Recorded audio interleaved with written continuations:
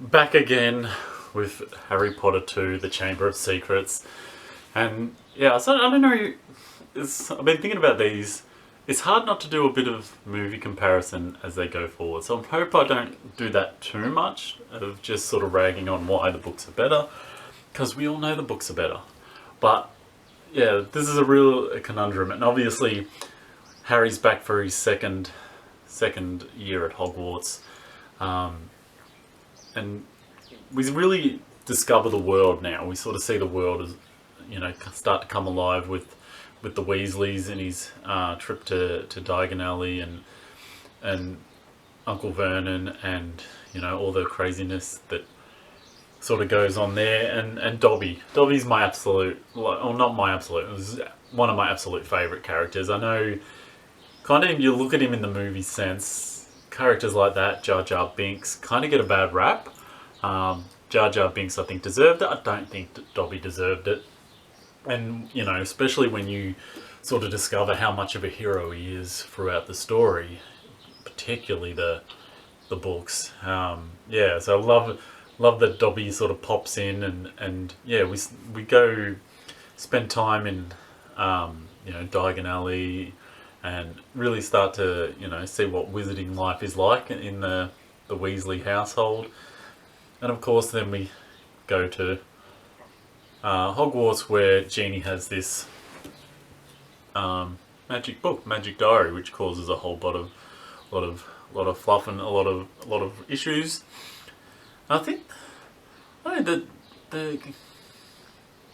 think, as you can say, it's in a magic world. It really sort of makes you wonder the way the prejudice of this book, the whole books is built on prejudice of sort of the might makes right, the mudbloods, not just non-magical folks, but I think even like the hatred is even worse than the to the half caste, to the Muggleborns that have magic, not the half caste, and it kind of really sort of reminds me of a little bit about what I heard about South Africa. Going back years ago, and it was a Ross Kemp, and it's so the whites have the white and all that, and then the blacks, South Africans have that, and then they, not to delve into the history, but then there was like the half caste, the ones that were mixed race, sort of copped it worse, and so I think the Muggleborns technically are more so than just plain old muggles, and that's a big theme for these books. But the prejudice and the hatred you see in these books, yeah, I think because they're sort of children's books, but they start off as young people books, but as we know that the world grows, the story grows, and they certainly become for teenagers and every adult in the world, not every adult in the world, but many adults the world over really fell in love with them. And there's so much to love about these, and the really we delve into this magic that J.K. Rowling, and I wonder how much she really had pre-planned while she's going through the rejections. I've said quite a lot. I noticed it today. I don't know if I do that often. I've actually noticed it. But yeah, so I wonder if she had it whole sort of mapped out. She's done heaps of media and stuff like that back in the day. I'm sure that's known. It's not something I've ever think. It's just a thought I had. Now I often think about, as a writer, I often think about storytelling, different people's processes and things like that. And it's one thing I love about my author talks, just talking to other writers and seeing how and why they go about their storytelling. So yeah. But it's such a complex world, and I know she uses a lot of J.K. Joanne, a lot of like natural remedies. A lot of that magic and stuff system actually comes from myth and legend, and some of it is like real. I know it's sounds whimsical, but it's our modern science and modern medicine has that pushed a lot of that out. But I've seen or heard of books I haven't actually physically seen, but online I've seen books that have some of these remedies and some of these things, and that's where she sort of got that inspiration and got that knowledge to create these brilliant magical system, and you can't deny it. It is brilliant. It's so well crafted, so well thought out, and then you get the the story and the plot between Malfoy and Harry, and the instant hate sort of. It's one thing I've been thinking about, the instant hate, like, and you sort of understand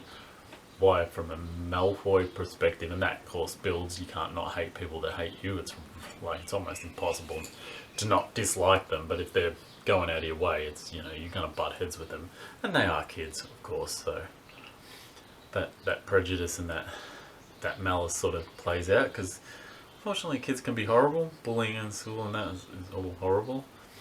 But can you imagine,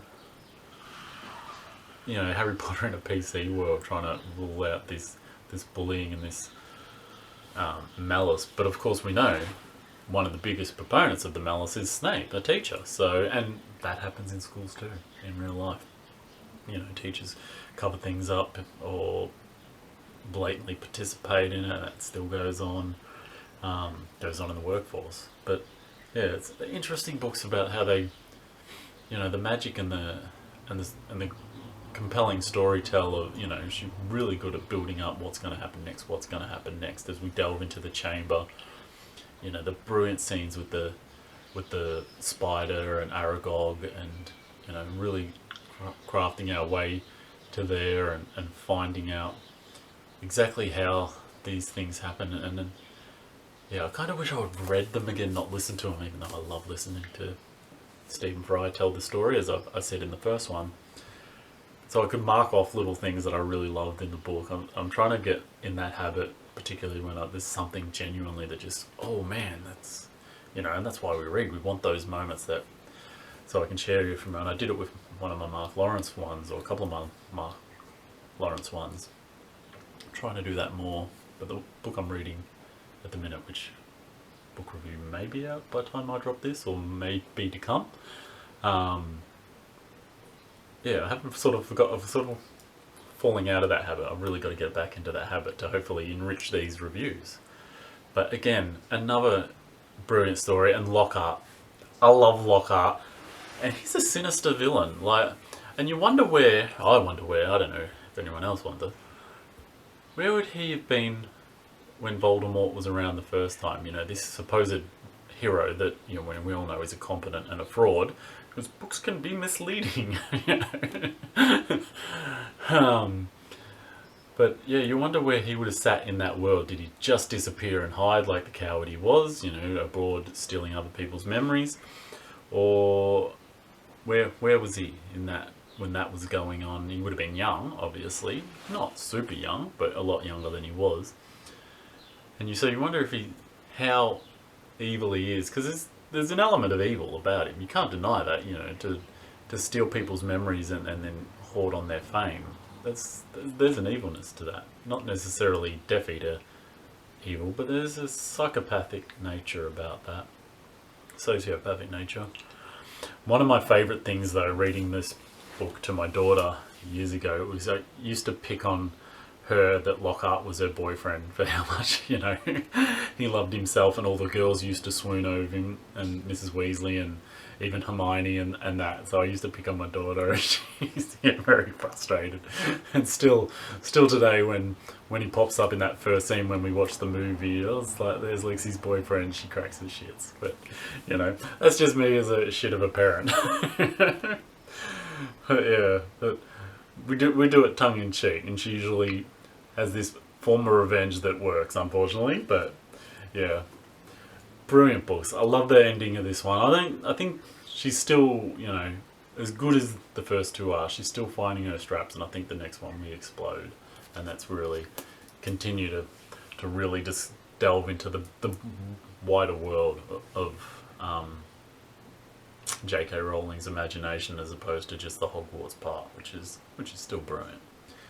But that's my rambling thoughts on the Chamber of Secrets, Harry Potter Book 2. Happy reading. Subscribe and follow for more.